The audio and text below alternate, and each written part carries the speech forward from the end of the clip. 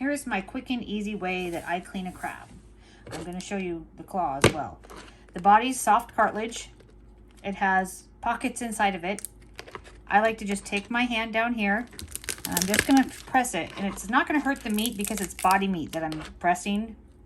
You can pull the leg off like this. It actually leaves the meat pretty much exposed. You can peel whatever cartilage is left. Then it pulls it off in one piece. To get the meat out of the leg, I'll right side up, tap it slightly, depending on how hard the shell is. You can twist it. This one's a little soft, so I actually didn't need to probably even hit it that hard because it was a softer shell.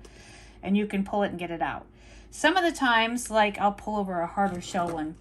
If they're a harder shell and they're full, you just tap it like this. Twist, like that. There you go. Pop out your meat. For the claw, I pull this piece off first.